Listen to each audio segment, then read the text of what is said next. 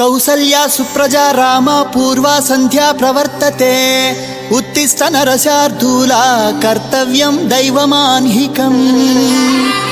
ఏంటి మనోడు ఇస్తాడనుకుంటే శ్లోకం పాడుతున్నాడేంటి? అతను ఫస్ట్ అలాగే స్టార్ట్ చేస్తాడు సార్. ఇప్పుడు స్టార్ట్ చేయమంటావా? తెలుగోడి